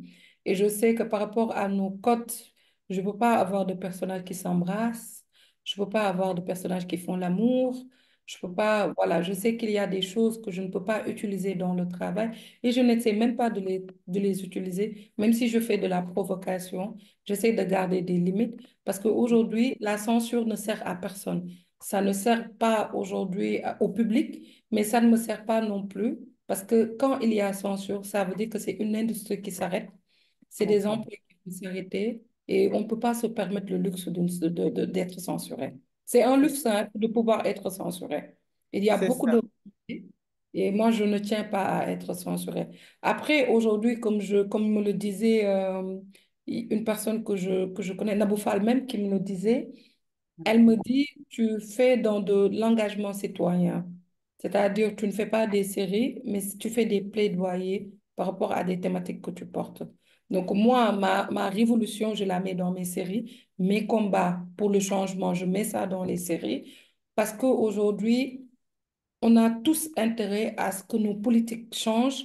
On a tous intérêt à ce que la vision qu'on a dans nos pays change. Parce que quoi qu'on dise aujourd'hui, je pense que tu es de nationalité béninoise, tu seras béninoise quoi qu'il arrive.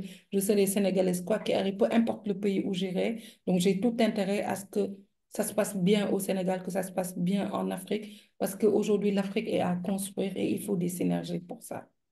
Exactement.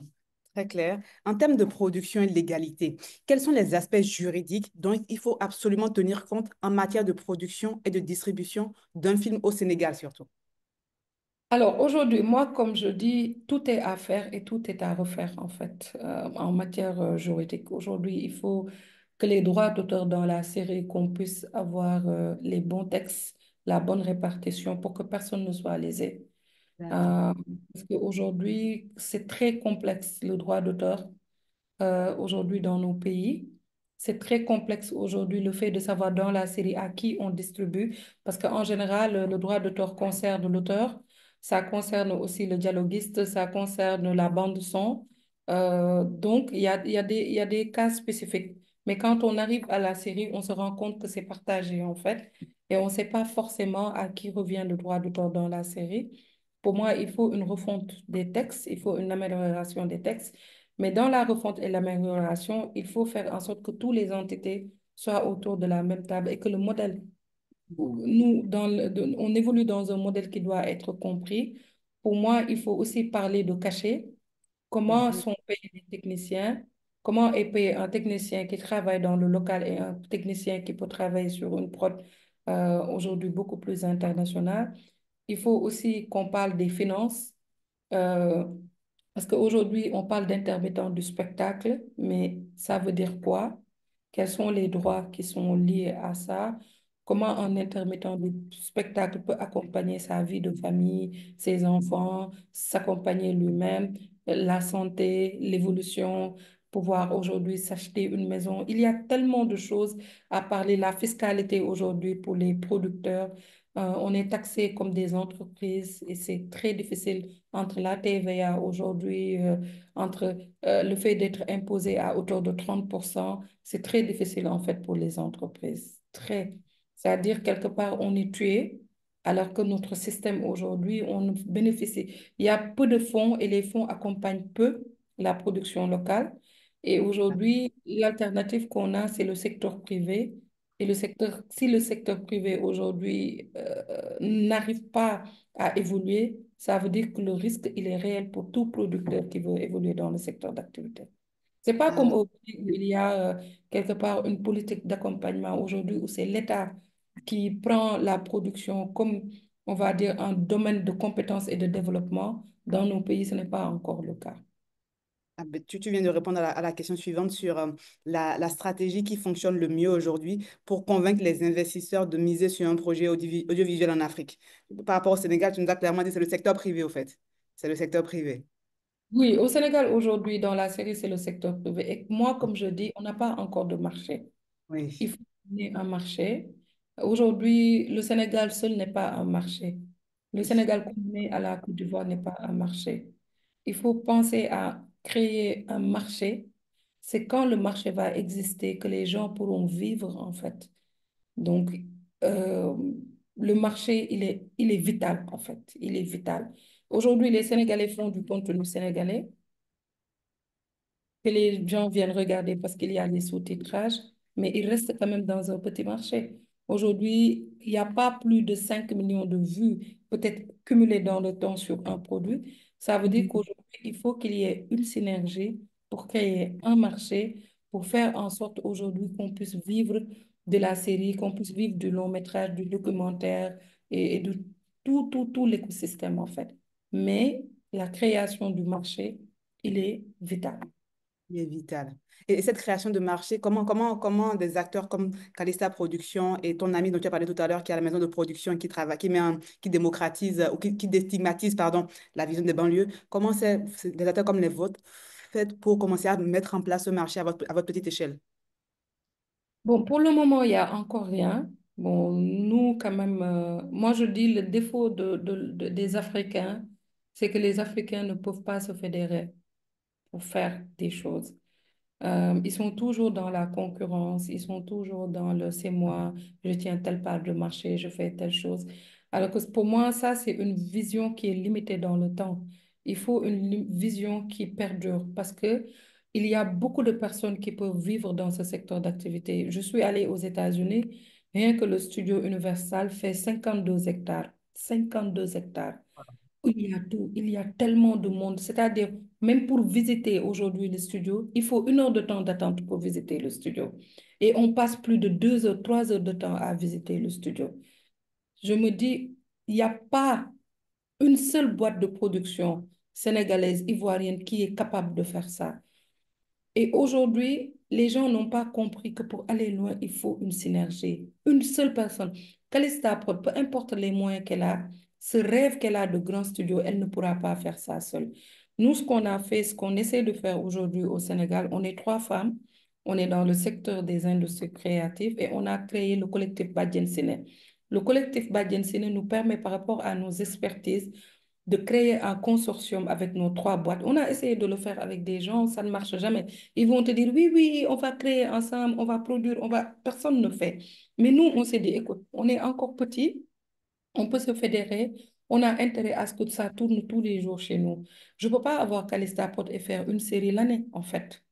C'est-à-dire, si je fais une série l'année, je tourne en moyenne 4 mois, 5 mois, et mes équipes vont aller au chômage 6 mois. C'est pas intéressant. Alors que si on a un collectif, qu'on est 3 personnes, qu'on a les mêmes intérêts, ça va tourner 12 mois chez nous. Nos techniques vont rester 12 mois. Tous ces jeunes qui veulent venir aujourd'hui se former, apprendre, vont avoir aujourd'hui une entité qui va les accueillir. Parce que 3 entités, c'est 3 fois plus de moyens, tu vois, 3 fois plus de projets, 3 fois plus de choses à faire. Et aujourd'hui, on s'est fédéré parce qu'on sait qu'avec les hommes, ça ne va jamais le faire. Personne n'a intérêt à se fédérer. Des gens vont se dire, moi qui suis un grand, comment je vais me fédérer avec un plus petit? Moi qui suis un truc.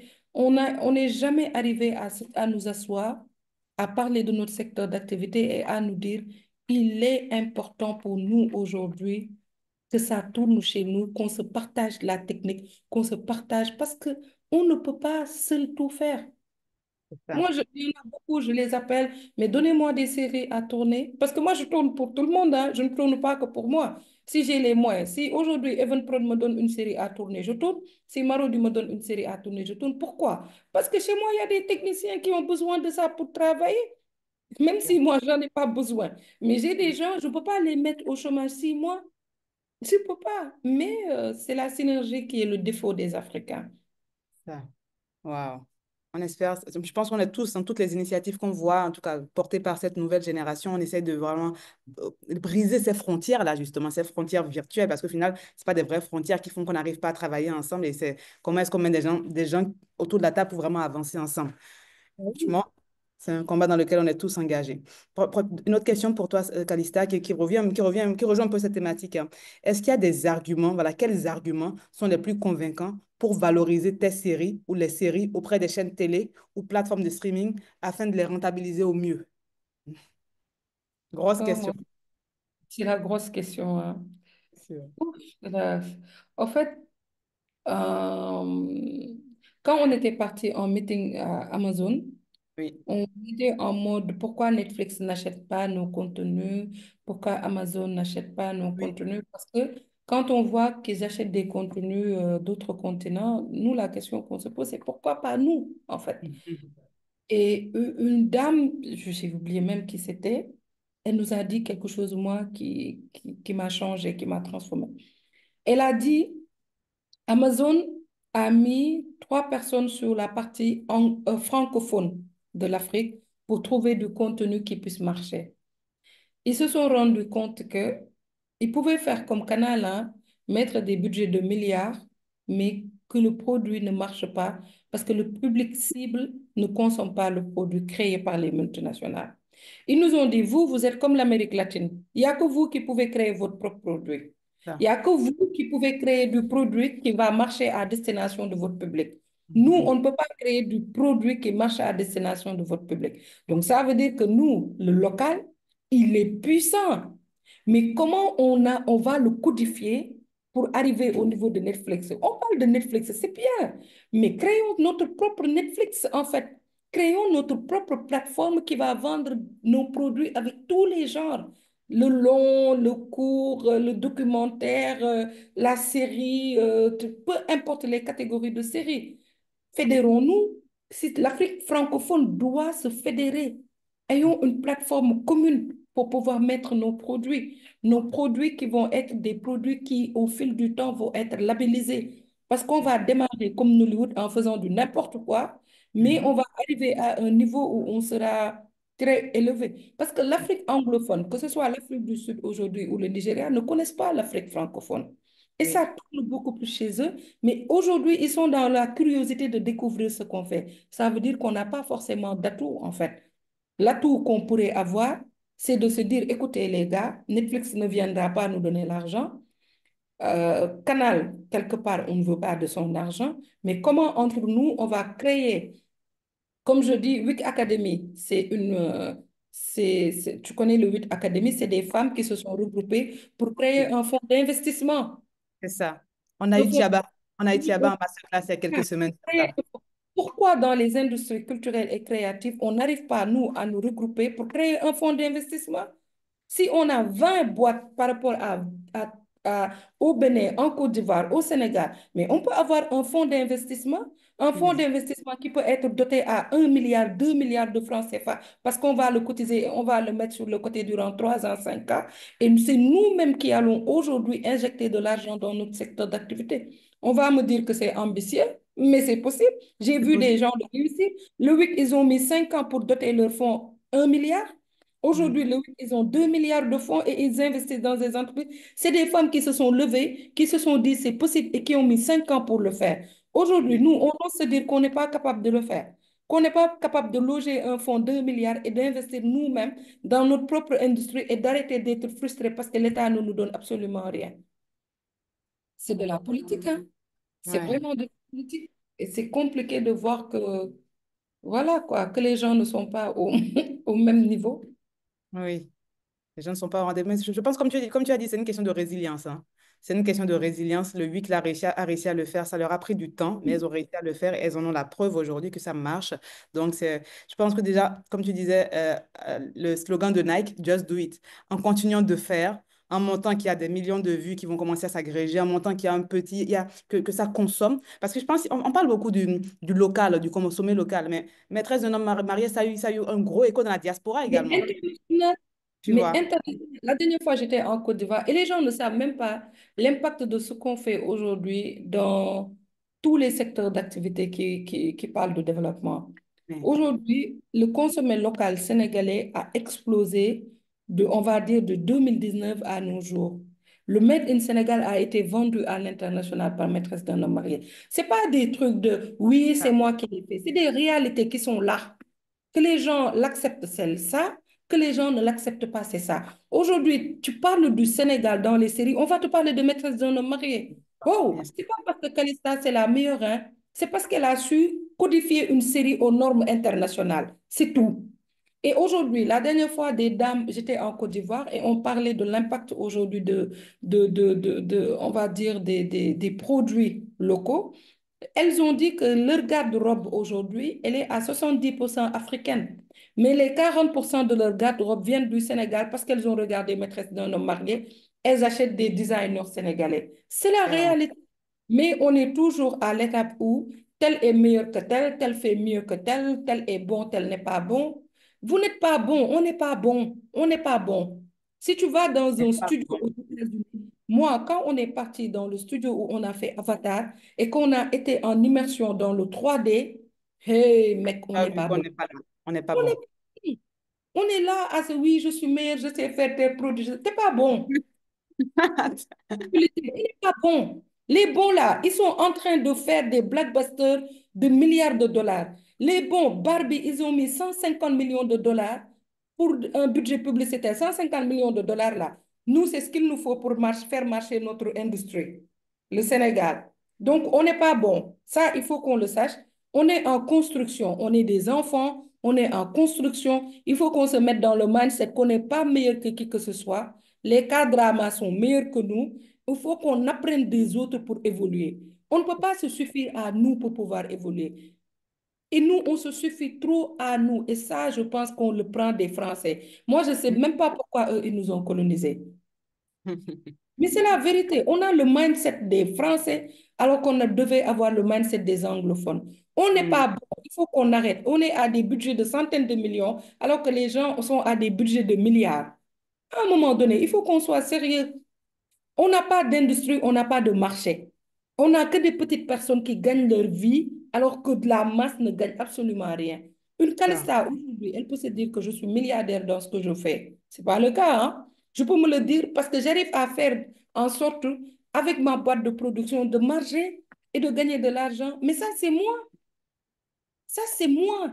C'est pas la Ça. masse, en fait. Il y a des exceptions dans la masse et c'est pas normal qu'on compte un, deux, trois exceptions, alors qu'aujourd'hui, comme l'a fait Obasanjo au Nigeria, il faut qu'on crée des champions en Afrique. C'est C'est ce que le ça. Bénin est en train de faire. Moi-même, je vais devenir béninois. Je suis Ah, fatiguée. on t'attend. On t'attend, on sent que le cœur y est, on t'attend clairement. Mais du coup, Kalissa, tout à l'heure, tu disais que Netflix s'est retiré du Nigeria, n'est-ce pas? Comment tu analyses ce signal, justement? Alors que c'est un des Mais plus gros marchés. ils vont se retirer parce que l'Afrique n'est pas un jouet.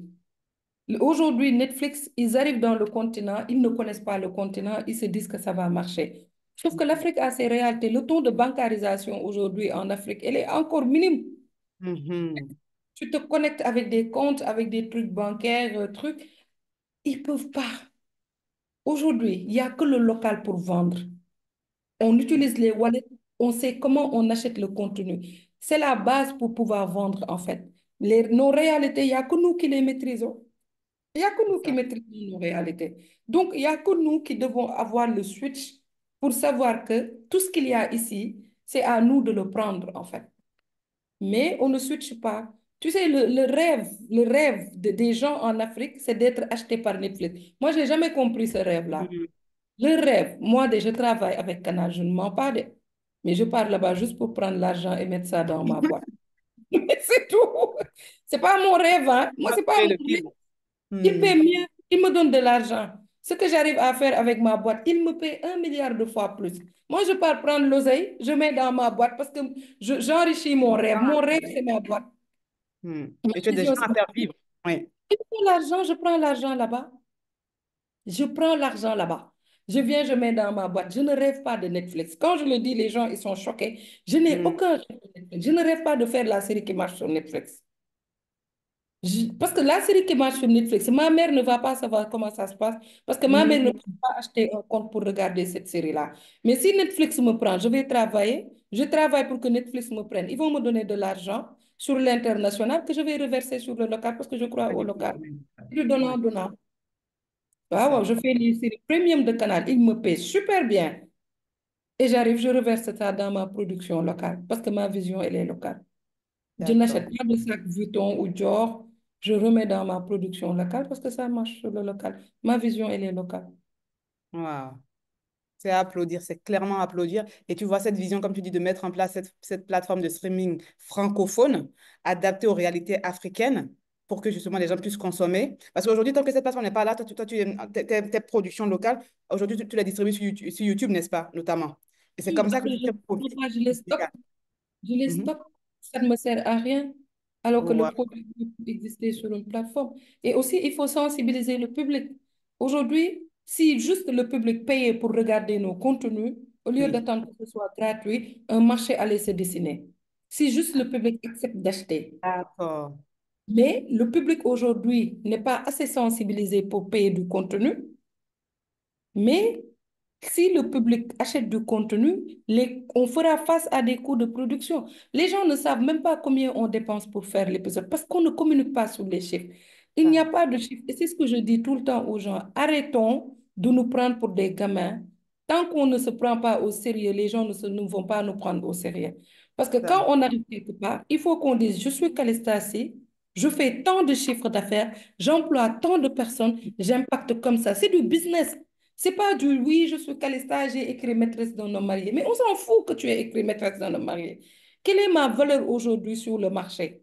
Pour qu'on ouais, parle à l'État, il faut qu'on arrive pour lui dire on est un consortium, on fait 1 milliard de chiffre d'affaires dans notre consortium, on emploie 200, 300 personnes. Qu'est-ce que tu peux faire pour nous pour qu'on puisse évoluer et développer le pays? C'est comme ça. exactement. Mais on va toujours arriver, ouais, l'État ne nous donne absolument rien, on n'est pas accompagné, on ne peut pas produire. Mais attends, on s'en Mhm. fout de ça. Combien tu pèses et qu'est-ce que tu peux apporter en termes de développement au Sénégal?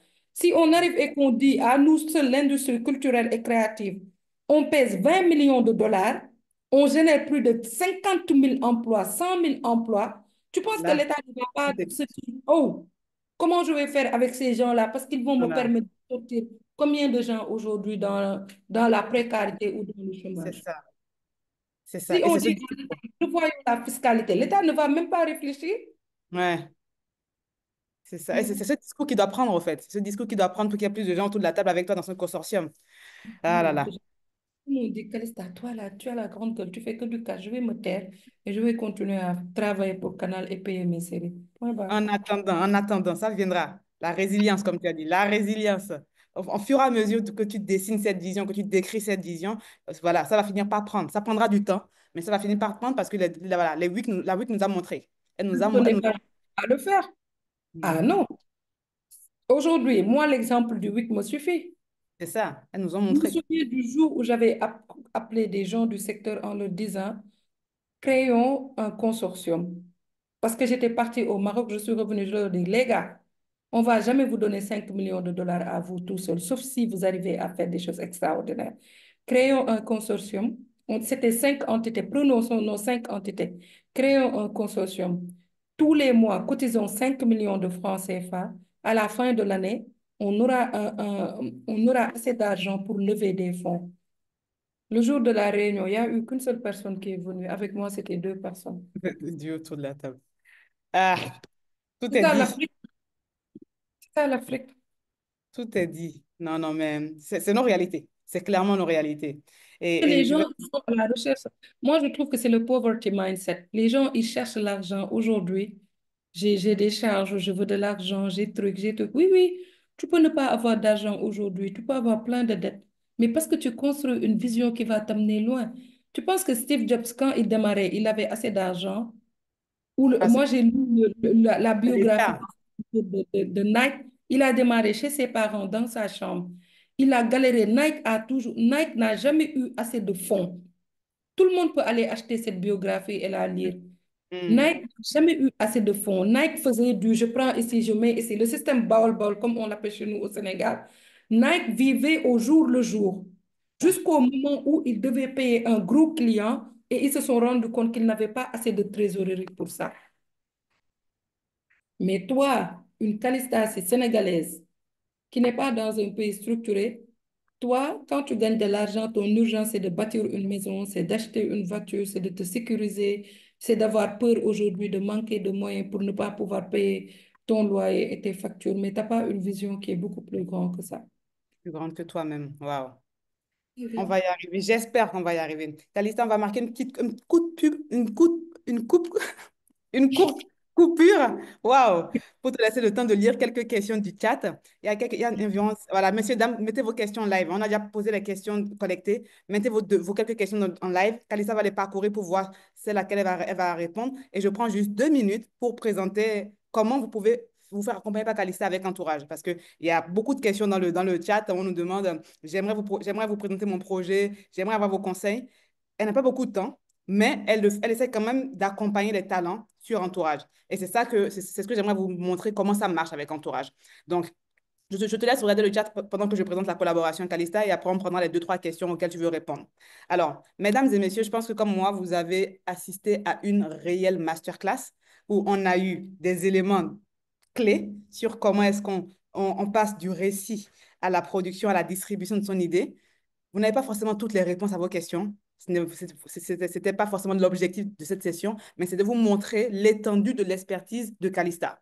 Et aujourd'hui, ceux parmi vous qui êtes prêts, qui voulez faire avancer vos projets, qui voulez vraiment maintenant confronter votre projet à la réalité, Calista peut vous accompagner avec le temps qu'elle a sur Entourage. Et si, comme plusieurs d'entre vous, vous souhaitez échanger en privé avec elle sur vos problématiques liées à votre carrière dans l'audiovisuel ou même à votre business, la réponse est sur Entourage. Vous pouvez réserver une session avec Calista pour accélérer votre trajectoire en Afrique. En réservant votre session sur Entourage, vous pourrez envoyer vos questions à l'avance. Comme ça, nous, on précise, on produit une fiche à Calista pour qu'elle étudie un peu le projet. Les experts viennent préparer. Ils viennent avec des éléments de réponse pour vous faire gagner du temps. Et à la fin de cette session, vous pourrez également bénéficier d'un accompagnement d'entourage pendant les 2 mois pour être sûr que votre projet avance réellement. C'est un travail qu'on fait ensemble, vous, les experts et nous. Et on mise sur les personnes qui sont ambitieuses, qui sont prêtes à faire décoller leur projet ou leur carrière en Afrique. Et la réponse, c'est sur Entourage. Vous allez réserver une session, vous parlez avec l'expert, vous aurez les réponses à vos questions. Et en moyenne, c'est ce que nos clients nous disent, hein, en parlant 1 heure avec un expert sur Entourage, avec un expert comme Calissa sur Entourage, vous réglez le problème qui vous empêche de dormir depuis des semaines. C'est ça notre proposition de valeur. Comment est-ce qu'on fait des pas de géant avec vous sur Entourage? Aujourd'hui, Calista nous accorde en moyenne 1 heure par semaine. C'est uniquement les mercredis à 12 h GMT que ça se passe. Donc, si vous voulez faire avancer votre business ou votre carrière, si vous êtes un professionnel ambitieux, si vous souhaitez propulser votre carrière, vous allez sur Entourage. Il y a un seul créneau par semaine. C'est uniquement les mercredis à 12 h GMT. Vous pouvez réserver votre session et gagner du temps pour votre projet. Et toute cette collaboration, hein, entre Entourage et Calista a un coût. En réservant une session sur Entourage, bien sûr, vous bénéficiez d'un accompagnement, mais surtout, vous avez un temps supplémentaire. Vous payez pour 1 heure de session, vous avez 1 h 15 en tout. On vous prépare en amont et surtout à l'après, à la fin de la session, vous êtes suivi pendant 2 mois par l'équipe. C'est un accompagnement. Et cet accompagnement, avec Calista, ça coûte 200 € en temps normal, 200 € de l'heure pour échanger et faire avancer votre projet. Mais aujourd'hui, on a mis en place un code promo spécial. Je n'ai même pas demandé à Calista son autorisation parce qu'on est dans du give back. Je lui ai mis le code promo Calista25 en avant. Ça dure 48 heures pour ceux qui veulent avancer avec elle parce qu'il n'y a qu'1 heure par semaine. Et vous avez 25% de réduction pour vous faire accompagner par Calista. Mais ce qui est intéressant avec Calista, c'est que c'est l'une des rares experts où on a compris que dans son milieu à elle, 1 heure, ce n'est pas suffisant. Les gens demandent des packages, au fait, des packages de 3 heures pour échanger avec elle pour que leur projet voit le jour. Et du coup, on a mis en place un package de 3 heures qui vaut 500 € au lieu de 600 €. Pendant les 3 à 6 prochains mois, vos 3 heures, vous pourrez les répartir et vraiment voir votre projet avancer avec Calista. Et c'est vraiment une occasion. C'est à 500 € au lieu de 600 € pendant les 48 prochaines heures. Et enfin, Kalista fait également du mentorat groupé sur entourage. Tout le monde n'est pas encore prêt à avancer avec elle. Tout le monde n'a pas encore un projet abouti. Donc, pour ceux qui souhaitent échanger en groupe, 4 personnes avec elle, échanger avec Kalista sous forme de groupe de 4, il y a une offre à 56 euros, donc moins de 50 000 francs CFA pour faire avancer votre projet sur entourage. Si vous êtes intéressé par cette offre, il y a un petit sondage qui va apparaître là en live. Vous pouvez compléter ce sondage et dès lundi, mes équipes et moi-même, on vous contacte pour vous assister à réserver votre session et à passer à l'action. Donc, le sondage va apparaître. Uniquement ceux qui sont intéressés remplissent le sondage et on vous accompagnera. Donc, voilà comment ça se passe si vous voulez vous faire accompagner par Calista. C'est 1 heure par semaine. C'est uniquement les mercredis à 12 h GMT. Premier arrivé, premier servi. Et bien sûr, il y a un accompagnement de 3 heures sur le long terme pour ceux qui veulent. Voilà. Calista, alors, est-ce que tu as pu voir dans le chat des questions qui Non, ont je retenu il y ton a plus attention? de on peut voir. Alors, Non. je crois qu'il y avait une question de... euh, tout à l'heure, tu parlais beaucoup de formation. Tu as parlé de... Tu te formes beaucoup. Il y a Henri-Joël Billet qui demandait, c'est quoi ton top 3 de livres sur les séries que tu recommandes? Ou des livres ou voilà, des formations que tu recommanderais aux gens de suivre? Top 3. L'anatomie du scénario, ça c'est vraiment le top, le numéro un. Il faut avoir l'anatomie, c'est lourd, hein, mais il faut avoir l'anatomie du scénario. Très bien. Euh, Deuxième livre que je recommanderais, c'est vraiment un livre de Shonda Rhimes qui s'appelle L'année du oui. Se former, oui, mais il faut se connaître aussi, pouvoir aujourd'hui se dépasser. Le troisième livre que je trouve que c'est un livre qui est hyper intéressant, ça va au-delà du scénario ou au-delà de la série. C'est vraiment l'autobiographie de Steve Jobs. Il est lourd, il est balèze comme ça, hein. Mais pour moi, il faut le lire parce que non seulement vous devez apprendre à scénariser, mais vous devez avoir un mindset de business. Il faut Hmm. combiner les deux.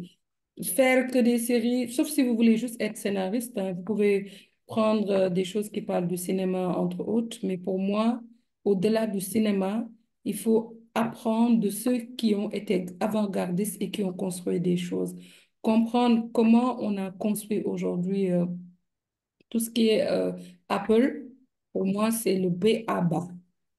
Et même dans vos séries, ces genres de procédés peuvent vous aider par rapport aux idées que vous avez, comment les mener jusqu'au bout, surtout quand vous arrivez avec des idées qui sont avant-gardistes. Hmm. Shonda, aujourd'hui, on sait que c'est la prêtresse, mais Tout à vraiment fait. des séries. Oui. Donc, moi, il faut lire tout ce que fait Shonda. Moi, je la suis, hein.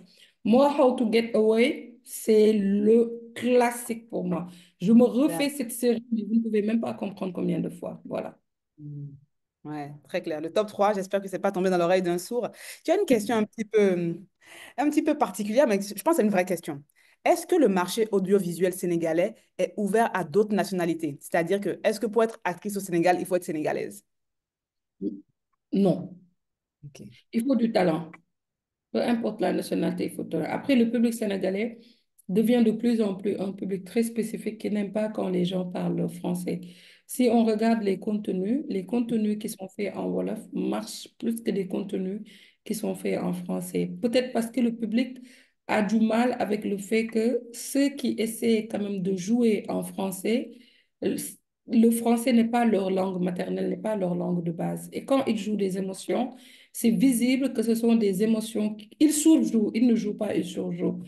Et moi, je Hmm. dois corriger ça. Quand on veut faire jouer un Sénégalais en français, on doit être sûr que le français soit sa langue de base. Puisqu'il y a des Sénégalais, le français, c'est vraiment leur langue de base, en fait. Donc, comme je dis, il faut vraiment être sûr que ce soit leur langue de base. C'est Mais le ça. public sénégalais, euh, je- moi, j'avais rencontré une Béninoise. J'ai vu qu'elle a joué dans Apparence de Marodi. On s'était Oui. rencontrés. J'avais trouvé son profil, c'était sur Abidjan, mais extraordinaire. Et je lui disais que j'aimerais vraiment l'avoir. Parce que moi, quand je caste des personnages qui fassent panaf, mais qui passent pas forcément sénégalais, parce que pour moi, pour un marché, on doit créer du contenu à destination d'un public beaucoup plus large. C'est ça. Et tu vois, quand je parlais de l'exemple du marché, il y a une question qui a été mise dans le chat, mais j'essaie de l'élargir cette question. Tu vois, on a parlé de Squid Game. On est en train de voir tout le soft power que la Corée fait depuis des années pour vraiment mettre en place cette industrie cinématographique en Corée. Est-ce que l'exemple aujourd'hui dont l'Afrique doit s'inspirer serait pas plutôt des exemples asiatiques? Et si oui, comment? Comment toi, qu'est-ce que tu t'inspires de ces exemples-là? Qu'est-ce que ça te représente? Pour moi, on doit s'inspirer de deux continents, l'Asie et l'Amérique latine. L'Amérique Ah, latine, ils ne cherchent même pas à faire des choses qui plaisent à Hollywood ou autre, hein. Ils font des soaps. Ils font ça, ils sont à l'aise avec, hein. hmm, Les Asiatiques, ils font du K-drama. Ils dansent des épisodes qui sont tellement longs, 1 heure de temps. Mais ils sont oui, leur marché, c'est ce qu'ils aiment et regardent ça. Donc, nous aussi, on n'a qu'à faire des choses qui nous ressemblent. On peut apprendre des autres et il faut qu'on apprenne de ce que les gens font de meilleur. Mais que quand on arrive chez lui, on prend tout ça et on essaie aujourd'hui d'en faire quelque chose par rapport à nos réalités. Apprenons des autres pour les transformer chez nous. Aujourd'hui, je donne juste l'exemple dans l'agriculture. Moi, j'étais partie en Thaïlande, je pense en 2019, je pense 2016, 2018-2019. Et en d'accord. Thaïlande, on nous avait amenés dans le nord de la Thaïlande où on faisait de l'agriculture et il y avait une grosse pépinière, c'est l'agriculture sous serre, et il y avait les variétés qui poussaient dans tous les continents en fait. D'accord. Tu vois? Et aujourd'hui, le même procédé est fait en Afrique avec la culture sous serre où on ramène aujourd'hui des fruits, des légumes qui ont l'habitude de grandir dans d'autres pays C'est et de ça. les amener ou d'autres continents et de faire en sorte qu'ils poussent avec les conditions qu'il faut sur le continent africain, plus spécifiquement au Sénégal. Donc, avec aujourd'hui notre secteur d'activité, regardons ce qui marche ailleurs, ce qui marche vraiment et codifions-le par rapport à nos réalités. Oui. Et c'est ça, est-ce qu'il n'y a pas une notion aussi de fierté de notre culture à mettre en valeur? Parce que les Coréens, ils ne se cachent pas, hein. On est trop fiers et ça ne nourrit pas son homme. On a Hmm, trop d'idées, ça ne nourrit pas. Rien qu'à rencontrer les politiques, quand tu leur parles aujourd'hui d'exemple du Nigeria et autres, ils vont te répondre, oui, mais nous, on sait faire mieux que le Nigeria. À un moment donné, les gens, ils doivent se taire et se rendre hmm, compte qu'ils ne savent pas. On n'a pas besoin qu'ils nous disent qu'ils savent. On a juste besoin qu'ils nous laissent faire en nous donnant les moyens de faire. Mais tout le monde va te dire, oui, je sais, oui, on fait mieux. Wow, tu fais mieux quoi? Tu fais hmm. mieux rien du tout. Mais c'est ça le mal, moi je le dis, hein, le mal des Sénégalais, c'est ça. Tu arrives avec nos autorités, c'est soit ils te disent on ne regarde pas ce que vous faites, bravo, merci, ça nous sert à quoi de le savoir? Oui, je ne regarde pas les séries sénégalaises, mais mec, d'autres regardent. On n'a même pas besoin que tu regardes en fait. Et tu arrives, oui, moi je ne regarde pas vos séries sénégalaises là. Ok, tu vas regarder quoi?